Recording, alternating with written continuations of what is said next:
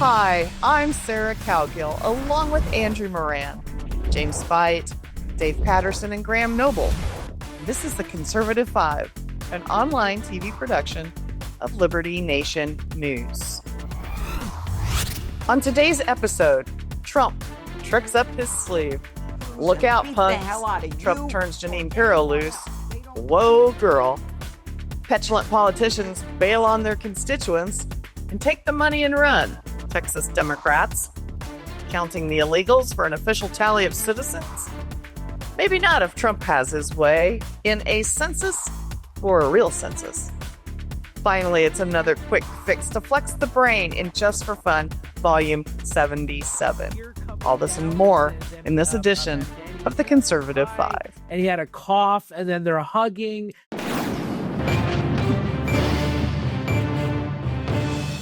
President Donald Trump held a presser and declared he was federalizing the D.C. area. Too much crime and that folks from Indiana and Iowa were getting mugged on the streets of the capital city. Well, I don't know about that.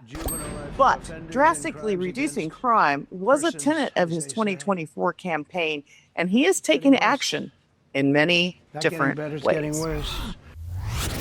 Trump signed an executive order to deploy the National Guard and declared a federal takeover of the Metropolitan Police Department to put violent criminals behind bars. And then Trump introduced Jeanine Pirro.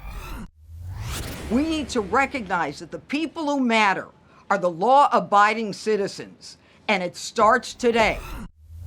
She's tiny, but talks tough. Dave, let's talk about this and the Jeanine Pirro effect. Well, interesting way of putting it, the Jeanine Pirro effect. Well, in Washington, D.C., it's finally about holding the city's feet to the fire on crime and lawlessness. Pirro, she's a former judge and prosecutor and doesn't mince words. She's gone after the teenage punks terrorizing neighborhoods and called out the politicians who look the other way. In a city with a murder rate higher than Bogota, Colombia, her message hits a nerve. She demands accountability from leaders, and why not, who refuse to support law enforcement. She gives voice to residents who feel abandoned by a system that seems about criminals' rights more than the victim's safety. And it's true. Pirro's approach is unapologetic and direct, qualities sorely lacking in D.C. political establishment. She doesn't sugarcoat the reality. Violent crime is out of control, and the people in charge aren't doing enough. And that's why she's there. By spotlighting these issues on national television, she's forced the city leaders to answer tough questions rather than dodging them as they have in the past. No, I think Jeanine Pirro effect is rightly put and means there's finally someone who's willing to say that what many Americans are thinking, crime is destroying our nation's capital, and it's time to fight back with real consequences, not empty rhetoric. Well, it seems to me that it was... with all the trouble going on with, the Epstein stuff and blah, blah, blah, blah, blah, and Pam Bondi, and everybody's getting a little tired of the lip service, I'm going to say. Man, nothing like trotting her out and having her call people a bunch of punks and going crazy. I mean, Jim, what do you think? Optics, or is she a real push for the safety of D.C.? Well, Sarah, I think it's... Let's not limit them, right? Let's not sell them short. Maybe it's a push for the real safety of DC that has great optics. I like there, Jim. Yeah.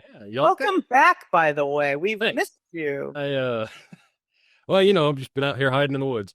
I like that Dave made the reference to Bogota, Colombia. I'm going to call that foreshadowing for the point I want to make. I actually did a little bit of look into the stats.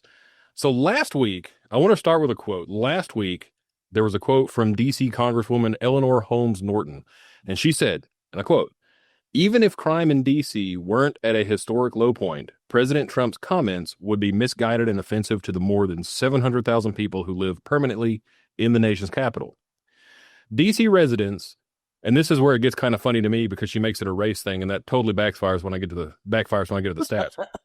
D.C. residents, a majority of whom are black and brown, are worthy and capable of governing themselves without interference from federal officials who are unaccountable to D.C. All right, so that's what she says, right? And we've seen this trotted out in many of the news reports from the leftist news outlets. Oh, but crime in D.C. is at a 30-year low, and it's down violent crimes down 35% from 2023. So we're talking 2024 numbers here, of course, because we're still in 2025. But we found out. I thought we found out that they were fudging numbers. No, that's true. It is true that it's down 30. According to the Department of Justice, it is down. Murder specifically is down 32%. And still, even with those reduced numbers, at a 30-year low. Okay, well, let me back up a little bit. In 2023, the violent crime rate in D.C. per capita was slightly more than 2 times the national average. All right, so 200% of the national average. We've reduced that by 35%, so it's still half again worse than the national average, and that's what we're bragging about as a 30-year low. That's not good news. I mean, it's good news that fewer people are being robbed and killed, of course, but it's not the rosy picture that Congresswoman Norton wants to paint, or the other, her fellow Democrats in D.C. or the media folks. I mean, it's all about the spin. Exactly. Right. Homicide is down. I'll make a city comparison kind of like Dave did, but maybe a little less funny. In 2024, so this is the reduced numbers, right? This is the 30-year low. There were 187 homicides in D.C. with a population of just over 700,000. Compare that to New York City, highest population city in the country, 400 murders. So a little over twice as many murders, but 12 times the population. So you're 8 times safer in New York than you are D.C., and that's D.C.'s 30-year low? All right. I think you've got us sold. Let's, Graham, let's talk about what's the most pressing thing to tackle first. I mean, really? I mean, is it reality? or are we going to round up some criminals? First thing they should do is loosen some of the gun control regulations they have in the city, so that the many law-abiding, decent people who live and work in DC can defend themselves. And also on Capitol Hill in DC, there's this big kind of shelter. I think some people think it's an insane asylum, but there are a bunch of people who work in that building who are probably a big part of Washington, D.C.'s overall problem. So maybe move them out as well. But really, what you got to do is you got to start actually holding people accountable for their crimes, particularly, the violent crimes in particular. These people have got to know that if they commit a violent crime, obviously up to and including homicide, they are going to go to prison, and not for just, a few days. There's got to be accountability. And that's the root cause, I think, one of the main root causes of the violence we have and have had across this country for several years now, maybe a couple of decades, is that these left-wing judges and prosecutors and DAs, they're simply not, they're giving everyone a slap on the wrist, if that. And so therefore, yeah, of course, if you're one of these people who is inclined towards criminal activity and you're a natural predator, then yeah, of course you're going to go out and commit more crimes, because you know that what's going to happen to you? Nothing. So that's the big problem. They've got to start actually, it's not so much, yeah, sure, they can beef up law enforcement and actually, go out and catch more of these people, but that's not, that's only half the battle. You've actually got to, once you catch them, you've got to actually incarcerate them so that they learn that this is just not acceptable behavior. Okay. Here's my question, Andrew. They're begging for more Border Patrol agents. They're trying to get Border Patrol agents who have retired under the Biden administration, probably because that was the most ridiculous job to have at the time. And now they are begging, so they're begging for federal agents on the border, but now they're going to pool their resources in DC. How does that fly financially? I don't get it. Well, I was going to make a few points, but I know James took up most of our panelists' time here. But I'll say a few things. First, I wish our legal affairs editor, Scott Cosenza, would be here because he would declare whether this was a constitutional act or not. Second, that press conference, if everyone watched the whole thing, man, that was jam-packed. I had never seen it. I've covered, Washington politics for many years. I've never seen that full in my lifetime. Now, to your question, yes, they are begging for agents, but they're also receiving an exceptional amount of interest, maybe because of the new direction of the current administration. One number I saw said that Border Patrol applications soared 44% between January and May compared to the same period a year ago. Now, to your question, does the U.S. government have the resources to resolve the situation in D.C.? Now, fiscally, of course, this our conversation comes as the U.S. government reported a $261 billion budget deficit, up significantly from a year ago. But one thing I'll say, the optics of the situation will not be kind, because one issue, there was another press conference with Press Secretary Caroline Leavitt, and a reporter asked about the homeless situation. And Trump said on his Truth Social, hey, when homeless people get the heck out of town, go at the furthest edges of the city. And then Leavitt, she said that they're going to enforce existing laws to clamp down on homeless people. And, if they don't abide by what the authorities say, they could face fines or jail time. Now, if there's about more than 5,000 homeless people in Washington, D.C., and, not only I doubt you'll have the resources to capture them all, I doubt you'll have the justice resources to funnel them through the whole justice system process. So I think that's something to take into account. But if you're, grabbing homeless people off the street, for sure CNN is going to be grabbing that footage and plastering it all over, and it's going to be declared war on the homeless. Trump hates homeless people. So I think that is a side of the conversation also to be focused on over the next coming months. So we're gonna see that feisty little thing, Jeanine Pirro, take on the punks in Congress and take on the punks on the street and probably the punks in the press. I think I'd look out for her. I doubt she'll be taking any prisoners. Thanks, panel.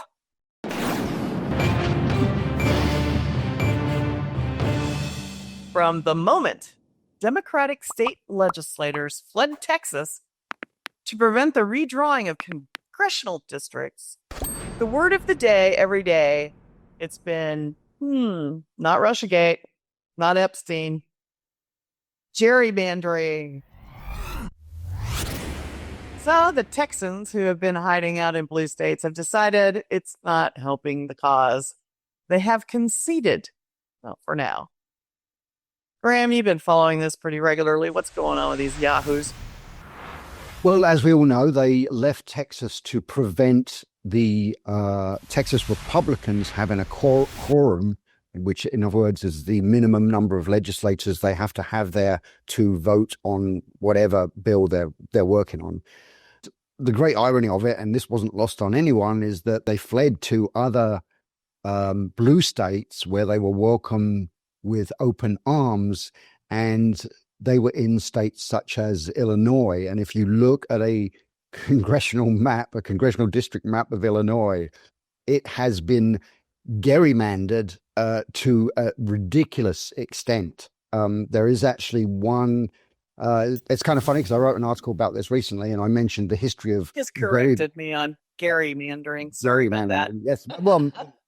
Most people don't know, do they? I mean, everyone just assumes that it's gerrymandering. But anyway, so the history of it is, as I explained in my article, 1812 Massachusetts, the governor of Massachusetts, Elbridge Gerry, signed a bill into law that essentially withdrew the map of the state senators districts, were changed in order to favor his party, which was the Democratic Republicans at the time. But anyway, so and the joke was that on the map, if you looked at the map after they did this redrawing of the districts, you look on the map and somebody figured out that one of the districts was so oddly shapen that it resembled a salamander. So that's where the gerrymander comes from. And if you look on the current day map of Illinois, I believe it is the 13th congressional district in Illinois. And if you look at it, it's like a river. It kind of splits up, almost splits the state, and it kind of meanders, and it's a long, thin district that you can see that there's no kind of rationale to it. There's no common sense other than, well, we want to draw the district like that so that so it becomes a majority Democrat district, which it is. That's the irony of it. They go to these states. They went to so many of the Democrat states have been gerrymandered. There are, I believe, about 9 Democrat states that have no Republican representatives whatsoever. In there. I sort of feel like you're going to wrap me on my knuckles with a ruler because you keep saying that and staring at me when you say it. So, anyway, Gary Mandrake, I'll get so anyway, and of course the point is that this was never going to last. What has happened now is the inevitable, which is they are going to have to trudge back to Texas anyway, and sooner or later the Republicans are going to get their map. They've already got it through the Texas Senate. They just have to get it through the House. They'll have as many special sessions as they need in order to get that done, and it's going to be done. It's going to be a fait accompli, as they say. I mean, this caused a stir that it's just Republicans doing it. And this happens all the time because it's political chess playing, and it's wrong to do, but everybody does it. But when the Democrats do it, they're only doing it out of fairness to make sure that everyone is represented fairly. Didn't Newsom say something about we're going to vote for all of our districts so they're all Democratic? Okay, let's open this up for the floor. I mean, I know you guys can yammer on this for 20 minutes, so let's do about 8 minutes and have some fun. Go ahead, boys, hit it. Well, I think it's kind of you got to talk. I'm talking here. I think it's kind of an empty threat to for Newsom of all people to say that he's gonna gerrymander. Hold on, the whole time Graham was talking, I was trying to think of a way to mispronounce it because I got your back, Sarah. Gerrymandering. He's gonna gerrymander the remainder of the state. It's already done. Well, there's more business to do. Come on. I mean, it's not just that's not the only thing on the docket. There's there's other things to talk about. I don't know all of what they are, but go ahead, Andrew. I will say one thing. I think this is an indictment of why the two-party system needs a complete overhaul, because both sides are acting, they're the victims. I was looking at some of the numbers here, and Graham even pointed it out. So, first, Oklahoma, Arkansas, Iowa, Utah, Nebraska, Idaho, Montana, and West Virginia have either zero or virtually zero Democratic representation for a total of 26 seats. There are millions of Republican voters in places like Massachusetts, Connecticut, and Vermont, and they too also have zero or almost zero seats in Congress. So everyone's a victim here. I mean, it's just absolutely, flabbergasted to see this. Before I wrap up here, there was a hilarious conversation over on CNN during Newsnight with Abby Phillips and America's Treasure Scott Jennings. Sorry, Scott Kazenza, your second America's Treasure. But it was him versus a panel of leftists. And the conclusion I gathered from that discussion, as well as comments from the inflatable two-man Beto O'Rourke, is that since they're the victims, then they have to punch back and they have to gerrymander because they think Republicans are rigging the electoral process. Complete irony, because it just seems from someone who's on the outside looking in and looking at all these reports and the data, that they're both just doing it. So, change up the system. I guess one could conclude from this national conversation. Hey, it's like that with everything, though, isn't it? I mean, federal spending, the debt limit, the filibuster, it's always they did this to us, now we got to make it right. But every time the majority swaps, it's just the same story, different players. So let's face it, Beto just wants to stay relevant. And why is Dave Patterson so quiet? Dave needs to start shouting the F word. I mean, he is normally the guy that you got to look out for. And I guess it kind of works for Beto. Come on, Dave, get in here. Beto O'Rourke is the most irrelevant individual in all politics. I just sat back and thought about these Democratic representatives that, fleeing Texas to other more gerrymandered districts or states. And it's ridiculous. The image of lawmakers hopping on private planes, grinning and taking selfies and basically skipping out on their jobs that they didn't like because they didn't like the legislative odds. It's like the world's most expensive group project dodge. except instead of missing homework, they left their constituents without a voice. And the only reason they're coming back is because Abbott had a legitimate threat that he's just going to vacate their positions, and they've realized that he could do that. And so now they're cowardly in kind of slinking back, claiming some victory. This is ridiculous.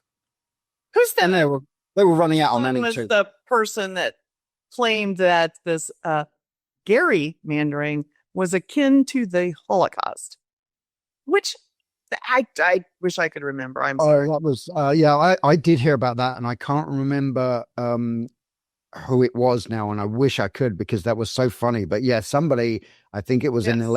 it was a Democrat from Texas. Yeah. He's finding out for us right now. It was a state legislator,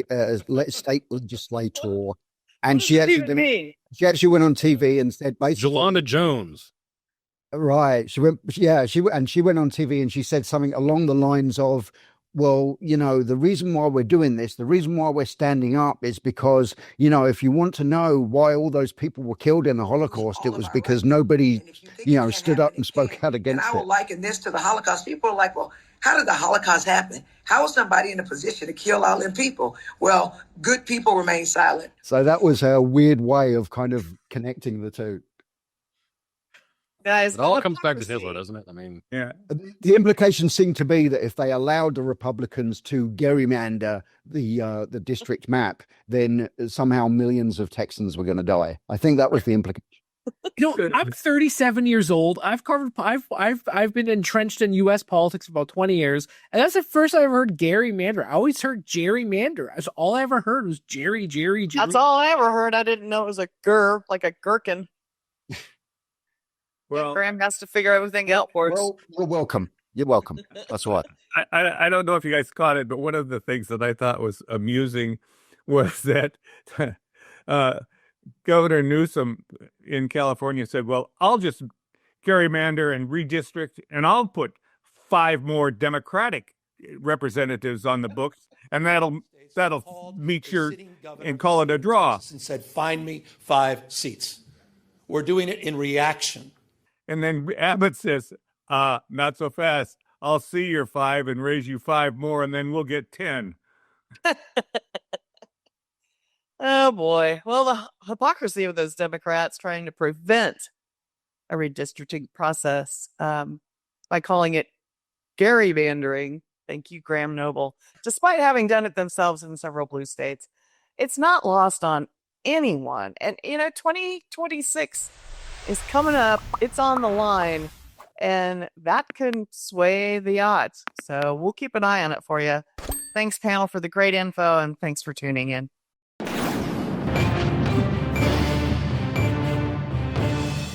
President Donald Trump has ordered the census to exclude anyone living in the U.S. illegally. But hey, is that legal?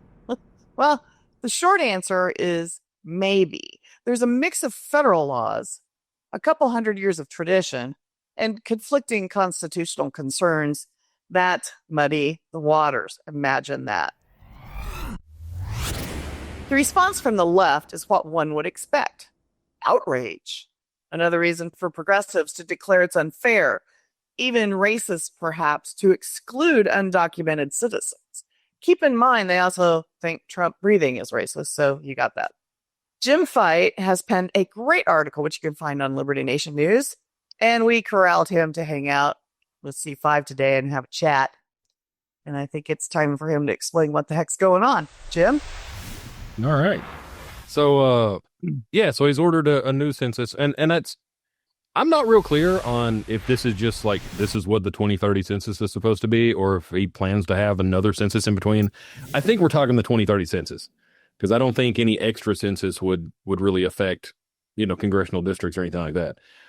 We've always counted everyone who lives in the U.S., assuming, here's the caveat, assuming that they fill out the census information. But I mean, in the late 1700s, when we started this, we didn't have the immigration laws we have now. There was no such thing as an illegal immigrant. Before the 14th Amendment, slaves were counted as 3/5 of a person for the census. So I mean, I can see. I guess the question on fairness is it fair for the people who actually have the legal right to vote or run for Congress, and are therefore the people who are actually being represented by Congress, to have all these extra people counted in the census? Who aren't supposed to have any of these benefits. I mean, there's no way we can do this in midway. I mean, because we are midway. Well, that's true. Yeah, I mean, it's already 2025, so. Yeah, 2025 can't pull that off. There's no way. So, I guess we are looking towards 2030. I lived it, and here's the thing. I know what this is all about. Brown or black or undocumented, brown, black, or white, doesn't matter, undocumented. But I lived in the Southwest for a good long time, and legal and illegal folks didn't want to complete the census. So has that changed? Have we grown, in the last 15 years, that everybody wants to be a part of the census where they used to not want to tell the government they were here? Anyone? I mean, well, I think here's what's changed. The political stakes have gotten much higher. Over the past decade or so, there's been a growing and very real concern that blue states and big cities are quietly benefiting from the inflated illegal alien population counts. The more people counted, the more seats in Congress and the more federal funding and the more power, effectively, in the presidential elections. If illegal immigrants are included in the head count, even if just by proxy or through household, it skews the representation away from areas that actually follow the rules. Trump's move, I think, is about drawing hard lines, making sure that citizenship, not just presence, is what matters for political power. This is a fairness issue. American citizens should decide American policy, not people who broke the law to get here. The new census, I think, is about closing loopholes, not changing rules. It's long overdue, and it stands for integrity and equal representation. Of course, the very first pilgrims that came here were immigrants, but they were also citizens, and they were counted in the census. Yeah, James, he mentioned this in his terrific article titled "Trump and the Census: Can He Cull Illegals from the Account?" But, he mentioned that there's to Dave's point, that there's a giant redistricting initiative is underway nationwide, and this could absolutely reshape elections. So I think it was the Commerce Department, which is in charge of the U.S. Census Bureau. It discovered that after the 2020 census, that multiple red states, such as Florida and Texas, they were undercounted. They were incorrectly undercounted, which led to them not receiving as many seats in Congress. And then most of the overcounted states were actually, in the census, were actually blue states, including Massachusetts, Minnesota, and New York. And this all relates to the Electoral College. And just a quick point of clarification, I think Sarah mentioned this, is that the first major field test for the 2030 census is actually supposed to set to take place next year. And then there's another field test coming in 2028. What the heck does a field test do? Started Greece. You know anything about field tests? Sorry, Ian. I've never done a field test. I used to do political polling when I was in high school, but no, I've never done actually in person. It's probably just to test the manpower and the veracity of the questions and surveys and see how it works out. That's how a field test would, in my mind. Talk to me, Graham. What do you know about this? Well, I'm just going to throw in that, and I don't begin to pretend to understand the legality of this, whether Trump can actually do it or not. But I actually believe Trump's intention is, we're not talking about 2030 here. We are talking about, as he sees it, I guess, we are talking about a do-over of the 2020 census, that they're actually going to do it, and they're going to do it before 2030. And I believe he's already told the Commerce Department to start working on it. So I believe that's what it is. I mean, and we all know that, well, anyone who's actually paid attention knows that there were a lot of problems with the 2020 census. And I believe that Trump sees this as a redoing of the 2020 census. Whether or not that means we'll still have another census in 2030, I don't know. Like I said, I'm not sure of the legality of it, the constitutionality of it, or anything else. But I believe that's Trump's intention, is that we will have another census within like the next couple of years before the end of his term. And it will be enlightening. And it will be the correct 2020. Like I said, I believe that's what his intention is. I'm not saying he can do it or he can't do it, but I believe that's his intention. I'd like to jump on Andrew's point real quick. He's talked about certain red states being drastically undercounted, and they were all in the South. And as someone who was born and raised in the rural South, there's what I almost said, and this is probably part of the problem. What I almost said earlier was, hey, I got a letter from the Census Bureau in 2020, and I tossed it in trash unopened. That's what we're kind of raised. Great. I'm going to come get you, and then we'll have to find somebody else to take the place. Thanks. We're kind of raised to resist, to separate ourselves from the government. It's like, hey, they don't even realize I exist. My life's that much easier. And so much of the South doesn't respond to the census, period. We have to do census here, otherwise we get fined or go to jail. I do it, and I have so much fun doing it because I do all these different characters. I remember the last one we did was under Trudeau, and I pretended to be this cognitively impaired individual saying, "I love Trudeau. I know. I live in a house of 35 people, and they're all rats," or something like that. I know these crazy things. I had such a great time. Well, we got any round the horn kind of comments we want to make before we close this house, boys? Yeah, read Jane's article. It's fantastic. I think that one of the things that is going to make a difference also is there has been quietly, although quite an enormous migration from blue states to red states. My wife and I went to a barbecue restaurant in Nashville, and as we went through the door, prominently placed was a large plaque that said, "If you're not from around here, just remember why you came." Yes. Yeah. And you know what? Randomly, I live in the middle of nowhere in the Midwest, and it's the same. We're still getting random people from the city, and they come in and they don't know what they're doing, and they complain, and it's like, you don't need to be here. We didn't invite you. I mean, it really is when you have to deal with an influx of very liberal voting people. It's just that they're a whole different mindset. Anyway, I think that's enough to.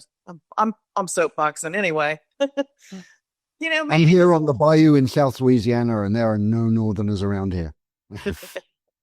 I loved hanging out in Louisiana. That was fun.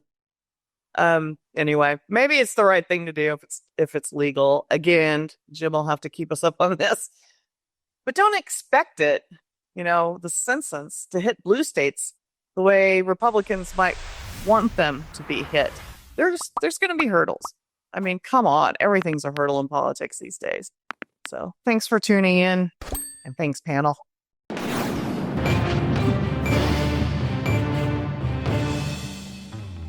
Those of a certain age remember the Rowan and Martin show Laugh-In. Well, they had this segment called The Fickle Finger of Fate, and we're going to try our best to revisit that and give out some awards this week.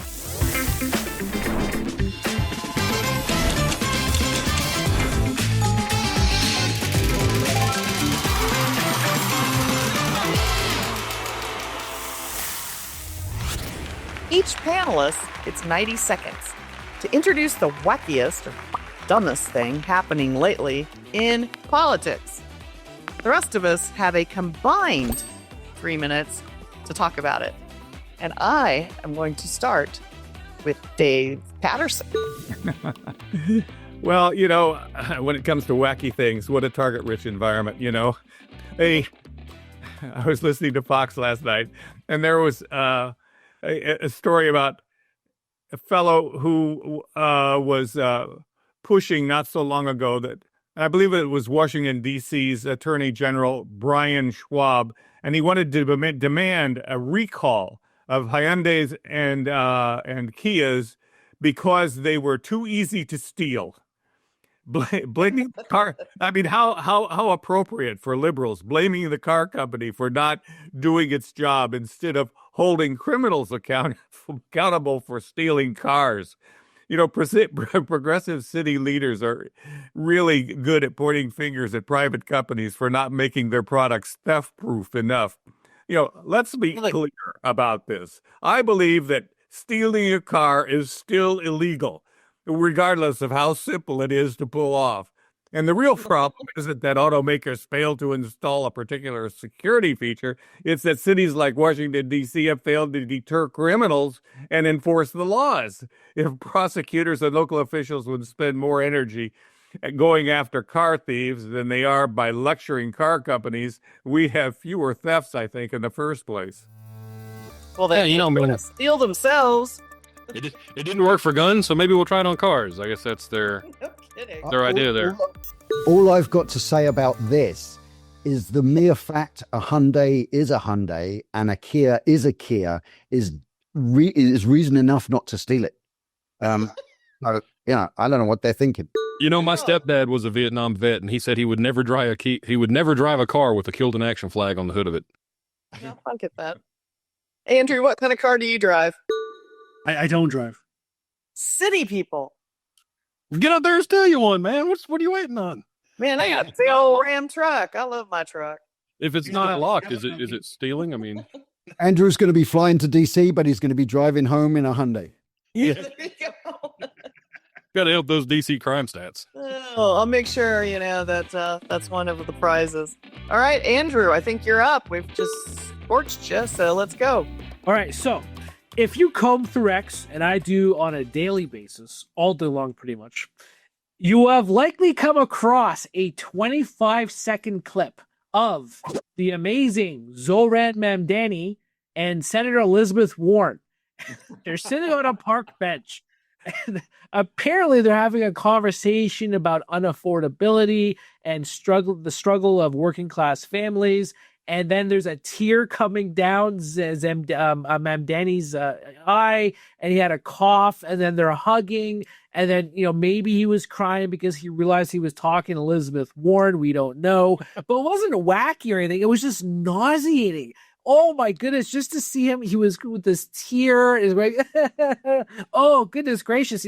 This guy, like most socialists, he's such a phony, and it's amazing that this, Mamdani and Crockett and AOC, they are the future faces of the Democratic Party. And then, I guess you can already write the obituary for that thing, because if these guys are the future, oh boy, the United States is in such disarray. Maybe he's crying because he had to sit next to Elizabeth Warren. That's what I just said. That was the joke. I just said that. No, I don't. I mean, hey, didn't they both lie about their race on college application? I love the New York Post had a fantastic front page when Warren and Mamdani got together. The New York Post had a picture of them, and it said African American meets Native American. Yeah. Nice. You gotta love two rich people crying, comforting each other about how poor they are. But that race is becoming really heated. I mean, Mamdani has a 19-point lead over Cuomo, but now they're invoking Jeffrey Epstein, and Mamdani says Cuomo was associated with Jeffrey Epstein. That race the rhetoric is really intensifying. It's going to be quite funny. But, just before we move on, George Will, he was on Bill Maher the other day, and he said that he hopes Mamdani wins because the socialist experiment needs to be tested over 20 years to show how it will fail. So that was an interesting remark from him. I feel the same way. As long as they test it out in New York City and not here. Yeah, exactly. Yes, James. Yes. Well, they can post out anything they want in New York City, because I will not go back there. But hey, Dave, you're still quiet. What's going on with you? I just gave you my pitch. I told you what I thought was the wackiest, and I'm listening. There's other things to discuss. Oh, there are. Well, Mamdani is a fraud, and I don't think that anyone who digs very far into his background. The guy lives in rent-controlled apartments that would go for 5 times what he pays. And, he is not a poor guy, and yet he's trying to give us the shtick that he's working for the little guy. My goodness. Yeah. Silly. All right, Graham, you're up. What's your fickle finger of fate? Well, coming back to the subject of crime in DC, and I think this is funny. And, we know that in order to take a dig at the mean orange man, Democrats on any issue will pivot faster than a Russian ballerina in a centrifuge. And from the moment President Trump announced that he was going to do a federal takeover of the Washington Metropolitan Police Department, Democrats have been insisting that the nation's capital is just about the safest place on earth. You know, crime, they say, is at a 30-year low. And that makes one shudder to think what it was before then, because, you know, DC currently, as we've discussed, has a higher homicide rate than Mexico City and, yes, Bogota, Colombia. But suddenly now there is crime in DC, and it's Trump's fault, of course. Just yesterday, Representative Eric Swalwell, him of the chronic flatulence and Chinese spy girlfriend, yes, the same guy, he posted pictures on X from the scene of that shooting we referenced earlier, the shooting near Logan Circle in Washington, D.C., that happened just hours after Trump's press conference. He posted pictures and just with the statement, Trump owns it. So here we go. So this is the new thing now, is that, and we're going to hear more of this. You know, suddenly all the people who said there was no crime in D.C. are suddenly going to be pointing out every single crime. But at least it will get highlighted after all, rather than them denying it. But you watch, even jaywalking is going to be a Trump administration scandal. There's a lot of there's a lot of problems over this. It's misconception. It's, you know, Gestapo is the term I keep hearing from folks on social media, and it's like, no, if they just do their job, we wouldn't have to do this. And the crazy thing is the fact that the people can say Gestapo on social media and they're still around there the next day to say it again disproves what they're saying. Exactly. Yes. I mean, if it was, if we had, you know, registered trademark, literally Hitler in, you know, in office, you're not going to be able to say stuff about this and then come back next week and say the same thing over again. You're wrong, James. CBS News' Margaret Brennan, she said that free speech was the reason behind the rise of Nazis and the Holocaust. Okay, free speech is to blame. She was heard. Makes a lot of sense, Andrew, if you don't think about it. Are there any journalists anymore? It just seems like corporate media has, and I don't want to go down the P path, but corporate media is just, I don't know. I like the old days. You know, I think the few best journalists around these days are people like Matt Taibbi and I can't remember his first name, Shalom Doga.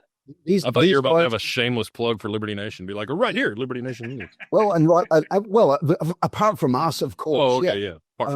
But these are, and I say that because, and the reason why these guys and girls in some case are so good is because they were on the left. They were part of the establishment statist media, and they saw how ridiculously corrupt and dishonest it had gotten, and they broke away from it and became independent investigative journalists. And so because they're coming from that side and they know how bad it is, they are, you know, they are so good now at journalisting. Yeah. But at the same time, I mean, you see all these right-wing journalists now. You know, there was one recent at the press briefing, Benny Johnson, that podcaster, and he was in a new media seat, and he was just, he was fawning over the administration, saying, thank you for doing this. And there's another guy from the right broadcast network, and it seems like he's at every Trump event, and Trump always lets him go on and on and on. And these guys are sycophants, just like the left is, these leftist corporate journalists. They're becoming just as bad as the very people they criticize after all these years. I was throwing up when I saw Benny Johnson going, thank you. Oh. Man, it's simple physics, Andrew. None of that is helpful. Tell it facts. Just get the facts out. That's what we need. We don't need. It's just not helpful, and I'm disappointed in the whole profession as a whole. Jim, I think you're up, aren't you? Yeah, I guess so. So mine is my fickle pickle is fickle pickle. Well, you know, still fickle finger of fate. Fickle finger. Sorry. Anyway. Okay. He's hungry. James is hungry. His mind is wanted. No. Well, everybody else had a good little intro joke, and I didn't think of anything, so I felt kind of on the spot. So, anyways, so it's more a trend than a single thing, and but it's the crazy dramatic everything is with protests, and how it's like, I think somebody else mentioned like the like rent-a-drama crowd, but I mean, there are these websites out there where it's like, one is, what is it? Mobilize.us and, find a protest. And it's like, I mean, you could just search and find, what outrageous thing do you want to go be outraged about and where to do it. And like right now, well, I mean, I think the last couple of days they've been having this protest in LA where they're just driving around with signs and they're calling it a day of action. I'm like, oh, boy, it sounds like you're really getting something done here. I literally cannot believe nobody came up with the whole thing that adults are sucking on pacifiers now. I thought about that when I saw that on findaprotest.info that there is a in DC, there's going to be in the next few days a poster making party. Well, hey, since I'm in charge of herding you cats, I'm going to pick the pickle, Sarah. It's picklelicious. Your fate. The award is going to go to Mom Dami. Yes. And so you get a point for that there, Andrew, for bringing that up again and driving us crazy with that man and his bench partner. So, guys, thanks for playing. Had a lot of fun today, and we're still working on a cameo appearance by Goldie Hawn. So you just never know. And we'll see you next time. Thanks, panel.